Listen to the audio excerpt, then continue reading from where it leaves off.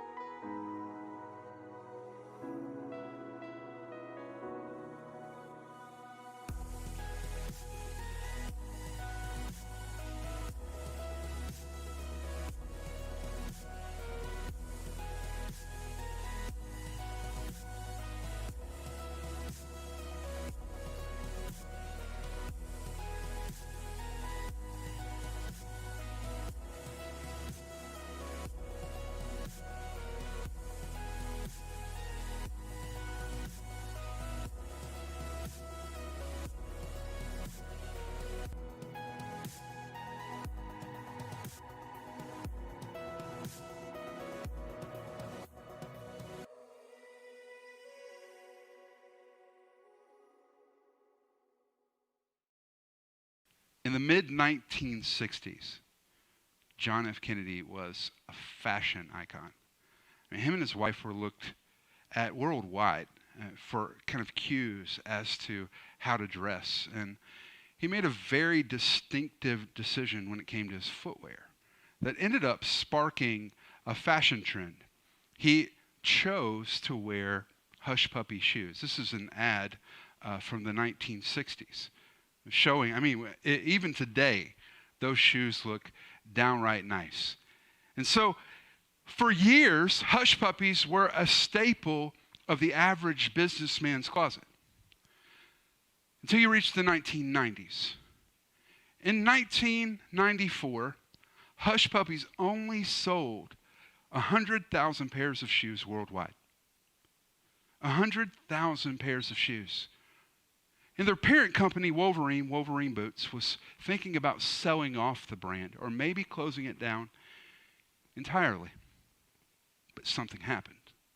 Something very, very unique happened with Hush Puppy shoes. You see, by 1997, a brand that in 1994, who had only sold 100,000 pairs of shoes, in 1997, they sold 1.5 million pairs of shoes. They won fashion awards, and here's the remarkable thing. They changed nothing. They didn't change their marketing approach. They didn't change their style. They didn't change anything about their brand. What happened? Here's what happened. They went viral. In downtown New York, in the Village, a few kids found Hush Puppy shoes in a used shoe store. And they bought them because they thought, these look vintage, these look cool. And so they just started wearing them. And their friends saw them. And so all of a sudden, Hush Puppies was getting calls in the late 1995. Hey, we're selling out of your shoes throughout New York City. They got calls from fashion designers who wanted to use their shoes in fashion shows in New York Fashion Week that year. In 1996, a fashion designer was opening a boutique in downtown LA, and he was so enamored with Hush Puppies that he put a giant inflatable basset hound on top of his new boutique. It's kind of the emblem of Hush Puppy shoes.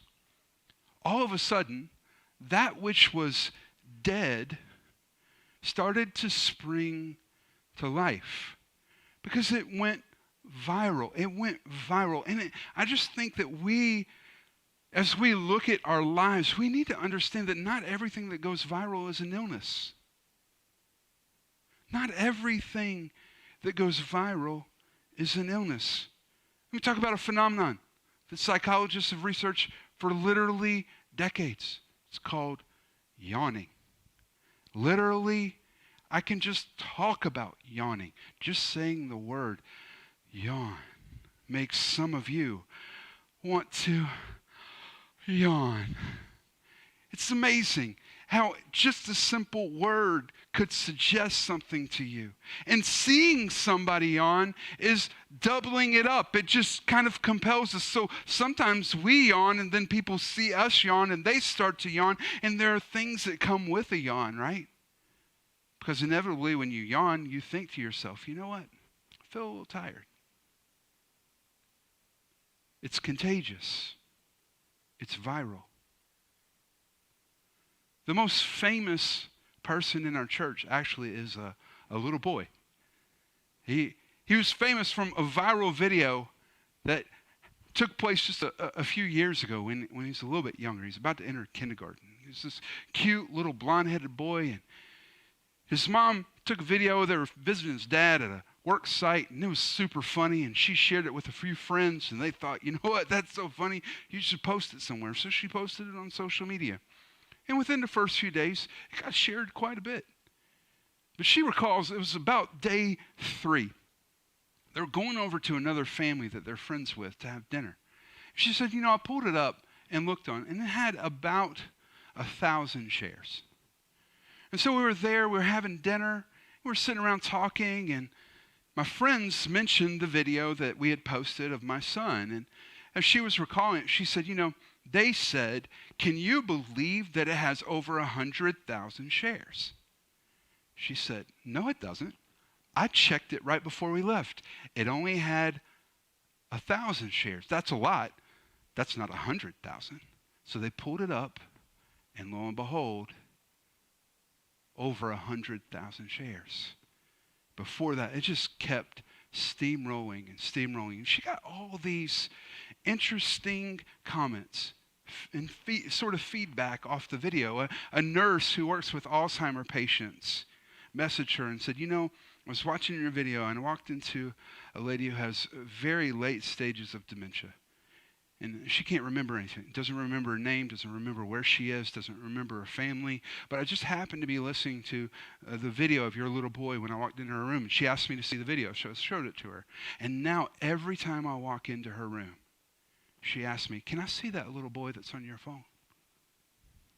But then, as with most viral things, the negative things started to show up.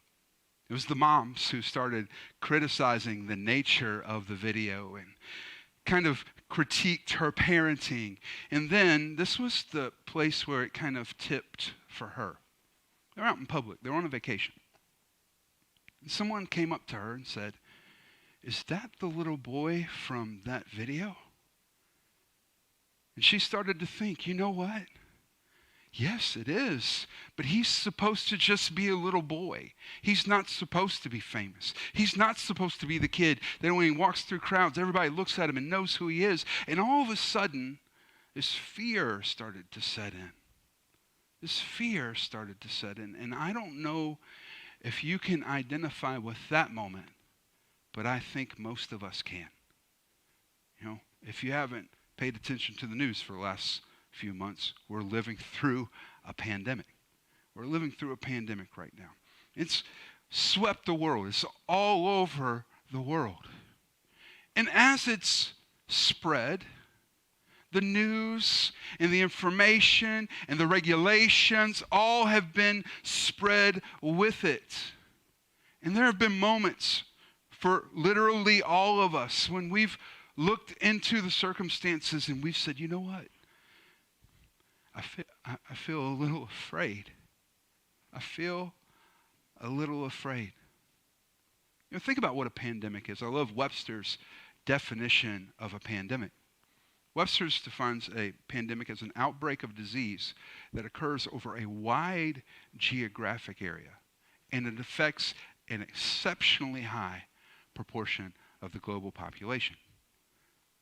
We're living through a pandemic right now. We're living through a pandemic right now. And I would tell you this, that we are living through a pandemic that's much more widespread and it's much more debilitating than you could have ever imagined. There are some of us in the room right now that are infected with that virus. There are some of you that are watching at home right now that are infected with that virus. Have you ever thought to yourself, how does something go viral? How does something go viral? How does it spread? Let's think about that. You know, the first thing that happens when something goes viral is that we come in contact with it. We come in contact with it. Right? You can't catch something that you're not in contact with. And so the first step to the virility of something is that it is contact. And so you come in contact with something that's contagious. Maybe it's a yawn. You come in contact with it. You see it. You hear it. Did you know that deaf people will yawn when they hear someone else yawn? You catch it because you come in contact with it.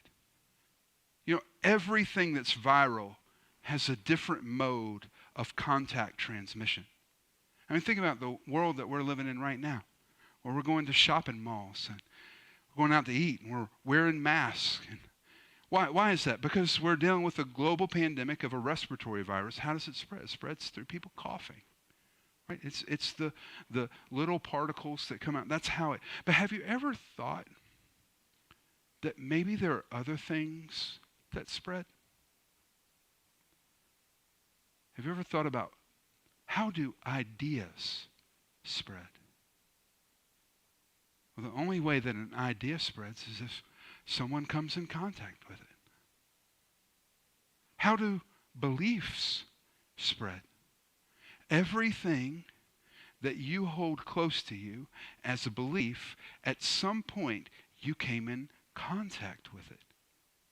It starts with contact.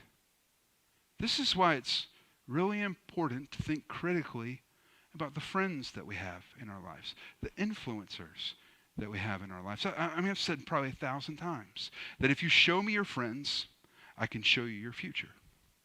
See, if you're not careful who you're in contact with, you're probably going to catch something that you don't want to have. If you're not careful. See, think about that. Some of us, we want a better future, but we're hanging out with people who are keeping us trapped in our present circumstances. If you want a better marriage, get around people who love each other and have been married for 50 years, okay? Not just people who made it 50, they still love each other after 50 years. Get around those people, okay? If you want to win with money, get around people who are honest and love Jesus and have won with money. Why? Because we are influenced. We catch what we come in contact with. So what's the second thing that happens when something goes viral? We internalize it.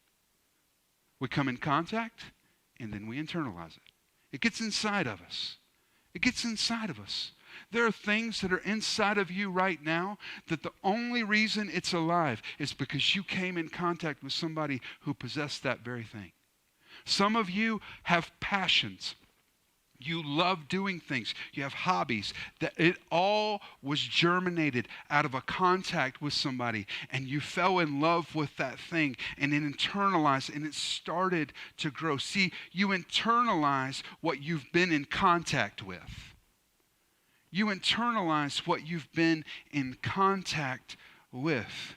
How did hush puppies become a national fashion phenomenon in 1997? How did that happen? It is really simple. People came in contact with people who were wearing hush puppies, and they internalized that moment and decided that not only did they enjoy the fact that they're friends, now they wanted to emulate and follow the examples of their friends. It's internalized.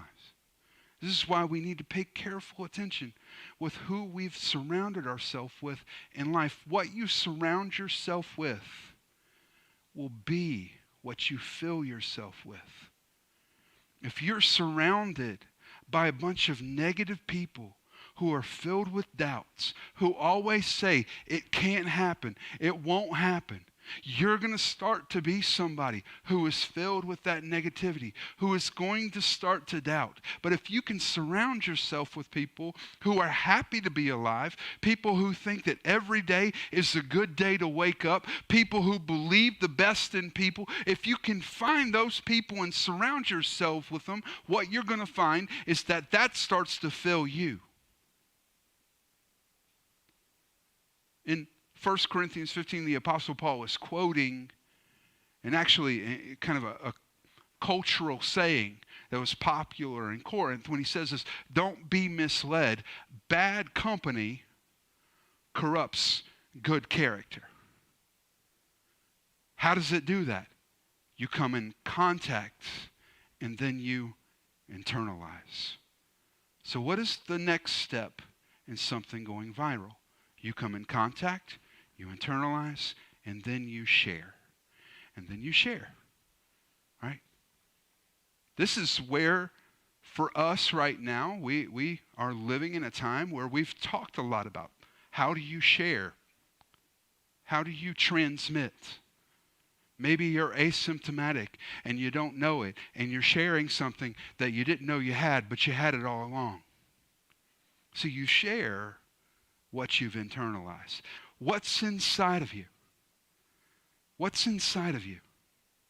Right now, what's alive in your heart? What's going on inside of you? What's alive there? Are you filled with love? Or are you filled with frustration? Are you filled with patience? Or are you just tired? tired of everything? Are you filled with joy? Where are you? What's inside? Because whatever's inside of you is what you're going to share. Whatever's inside of you is what you're going to share. And if you're filled up with prejudice, you're going to share prejudice. If you're filled up with hate, you're going to share hate. If you're filled up with anger, you're going to share anger. If you're filled up with fear, you're going to share fear. Or, if you're filled up with love, you have the potential to share love. If you're filled with grace, you can share grace. See, a lot of times, we like to focus on what we have, what we possess, what we can give away. But as believers, we believe that we're connected to an infinite God. And when we're connected to his love, we often, this is something to think about, that the most important thing might not be what you have. See, you can't share what you don't have. You can't share what you don't have. And sometimes understanding what you don't have is just as important as understanding what you do have. In Acts chapter 3, the Apostle Peter and John are walking up to the temple to go worship. And as they're approaching the temple, they come right outside and there's the beggar. Everyone knew this beggar. They were familiar with this beggar. He's asking for money and he's paralyzed. Would you give me money? Would you give me money? Everyone had seen him. He was at a very popular entrance to go into the temple. And as he's walking in, he beckons for money from Peter, and Peter replies in Acts 3, verse 6, "Silver and gold have I not, but what I do have, I will give you in the name of Jesus Christ. Rise up and walk." See, Peter knew what he had, and he knew what he didn't have. And he knew that he couldn't give what he didn't have, but he knew that the greatest advantage that he was carrying at that point was not what he had. The greatest advantage was what he didn't have.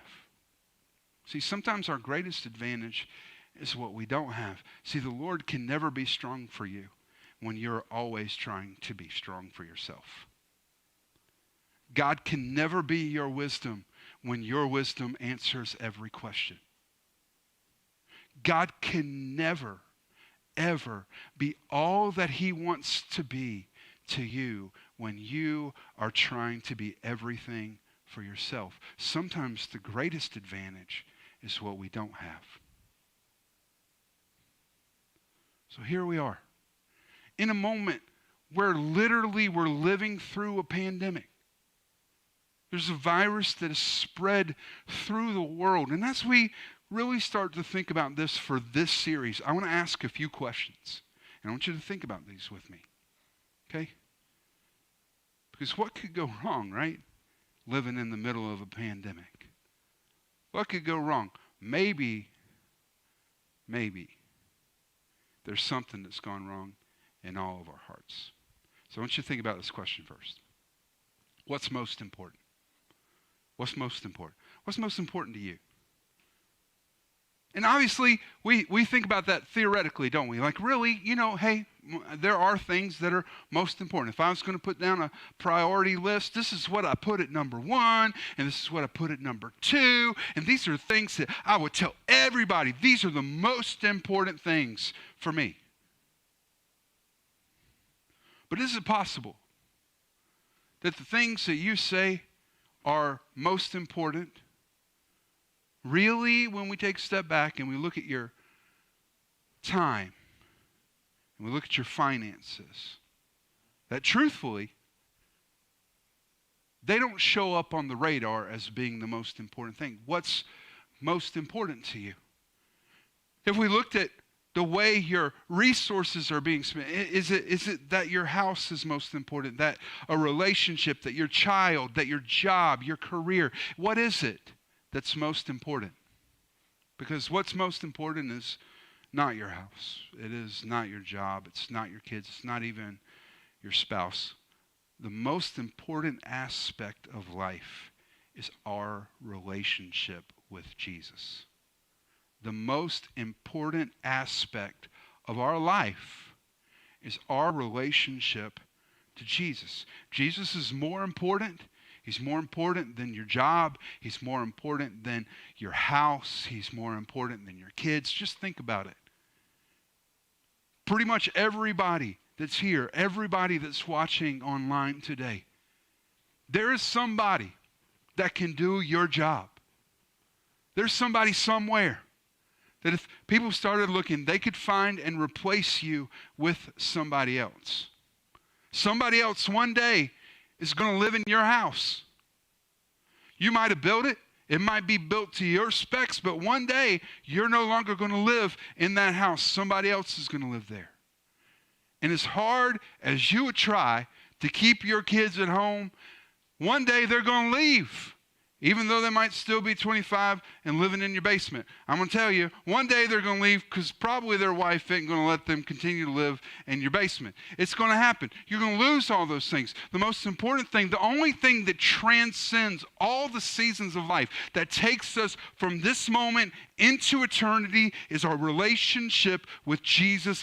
It is paramount. It is most important. So think about the nature and the texture of your relationship with God. Second question, how does God relate to us? How does God relate to us?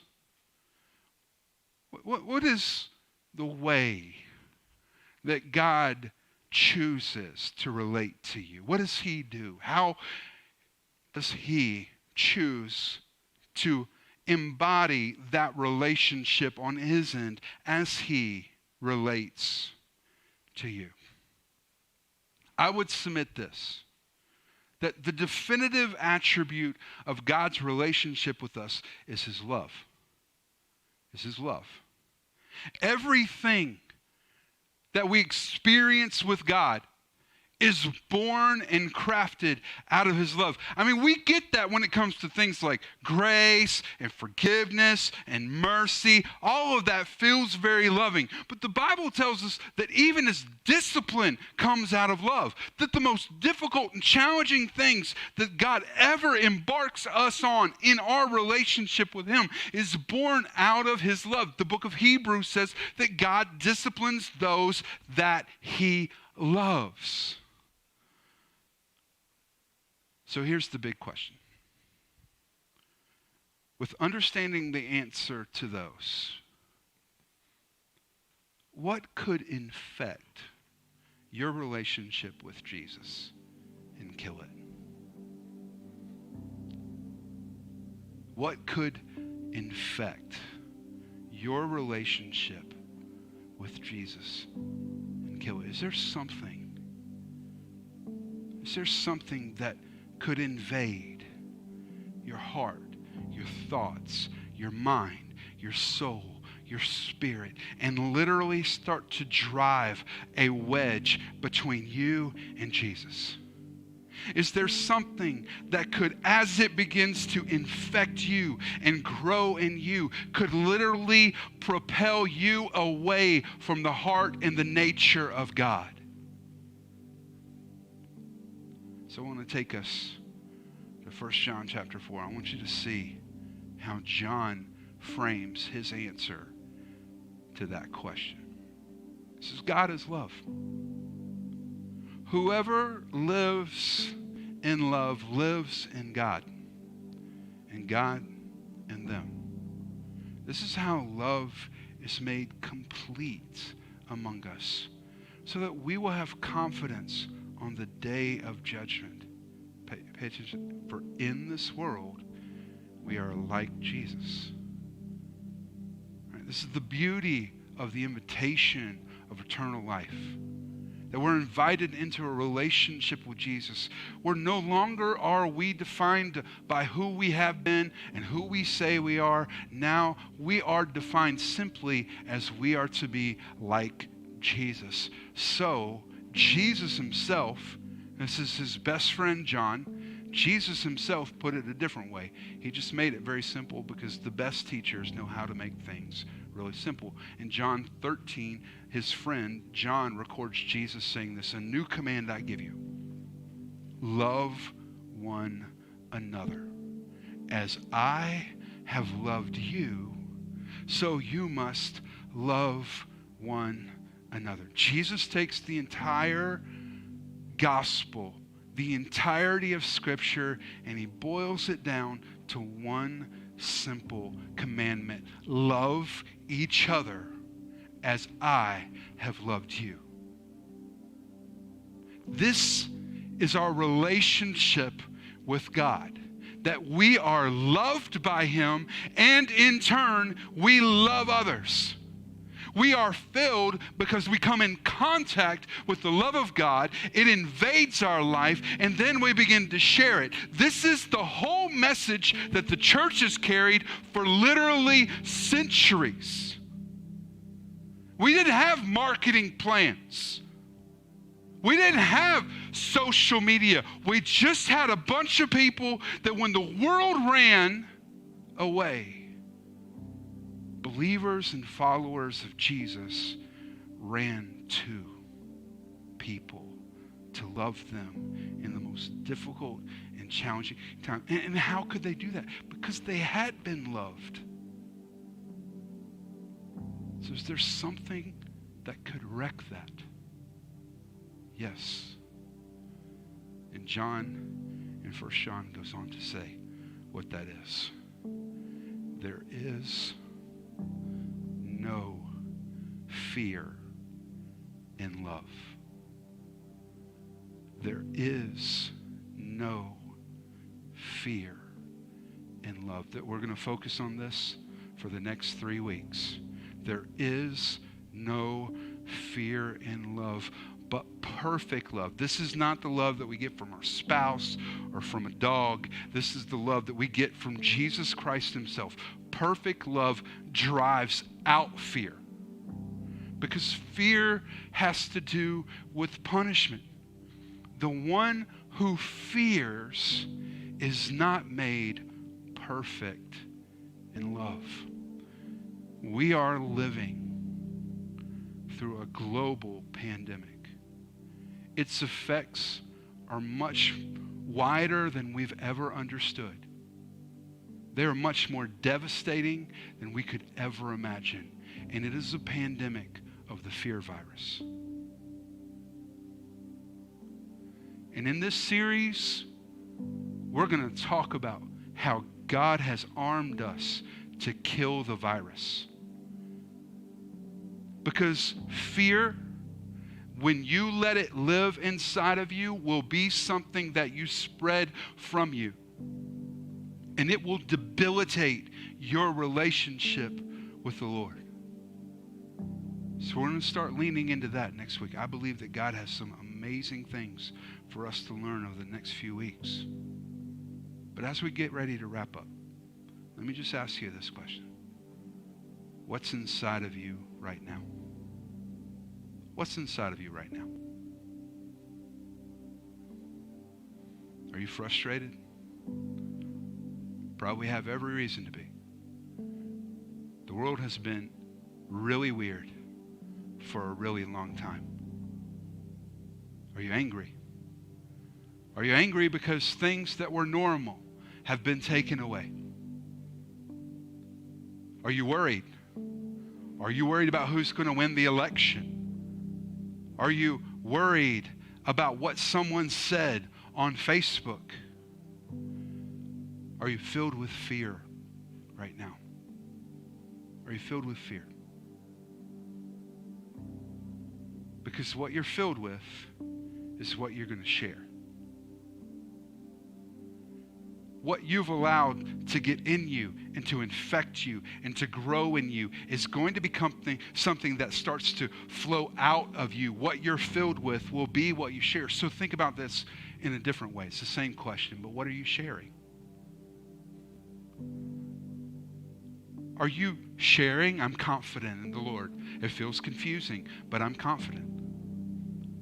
Or are you sharing fear, anger, hostility? What are you sharing right now? Because what you're sharing points to what you've been infected with. So maybe right now is a good time for us to just pray together. Let's pray. God, help us to think critically about what's alive on our insides. God, while it is very uncomfortable, so many of us have been infected by things that we never intended to let grow in our hearts. But God, right now, we're starting to see it. We're starting to realize that the reason I've been angry in what's flowed from me is because I've let anger live in me. The reason I've been so frustrated is because I've let frustration live in me. God, help us to see what we've let live in our hearts. And today, God, help us. Help us to make a decision right now. Help us to make a decision to say that this is me. This is what I want. God, I want to be filled with your love. I want to be filled with your peace. I want to be filled with your joy. God, I want to be filled with contentment. I want to be filled ultimately with you. God, help us to make that confession today. Now with everybody, we're just going to take a pause. Wherever if you're watching right now, I just want you to kind of close your eyes. When everybody closes, I just want you to think about where you are right now. Have you let something get in your heart that you know is killing and choking out the life that you have in your relationship with the Lord? Maybe right now you're just like, God feels a million miles away. I have no idea where my relationship with God is right now. We haven't even talked in months. Maybe right now what's coming out of you is anger and fear and frustration. And the problem is not your circumstances. The problem is what's alive inside of you. And the only way that changes is to receive what Jesus has already paid for you. So right now, if you're watching, just as kind of an outward sign of responding to this message. If you just want to say yes to what God's doing in your life, just say, yes, God, I want to receive your love. Yes, I just want to kind of confess that I've walked away, but I'm coming back, God. I'm going to give you my life. Maybe for the first time ever, maybe in the form right now of just rededicating your life to him and just saying, God, I've gotten it wrong, but I want to get it right from here on out. Wherever you are, whatever this moment is for you, as you feel God's, we're going to do something all together. Just as we kind of pause and reflect on where we are with God, we're just going to raise our hand. So I'm going to count to 3. If that's you, when I get to 3, I just want you to raise your, just want you to slip it up. That's me. All right, here we go. 1, 2, 3. Raise your hand if that's you. Raise your hand if that's you. Yes. Yes. Let's do that. Let's do that. You're just doing that for the Lord. You're doing that for the Lord. Now, everybody, I want you to look at me. Today, if you're at our online campus, right now you're going to see a button that's going to come up, and it's going to give you an opportunity to click and say, I raise my hand. That's me. We're just saying, listen, I'm giving my life to Jesus. This is my moment. I'm really going to take that step forward and kind of getting things right in my relationship with him. Today, if you're at our streaming platforms, maybe you're at Facebook, you're at YouTube, right now is a moment for you to just kind of type out, just I choose Jesus, and then text in to 97000. Text in the phrase, I choose. It'll give us a chance as a church to follow up with you, to respond to what God is doing in your life, and to be praying for you as you take the next steps in following him. Now, we are so very thankful that you chose to join us today. It means the world that we could have a few moments with you, that we could get to minister with you and share God's word and really invite you for the next few weeks to take a step forward in your relationship with God. Take a step forward in your life, really saying, God, I'm going to kill the virus. I'm going to kill the virus that's alive inside of me. And right now is one of those moments where you can purpose in your heart, I want to be here. I want to be a part of that.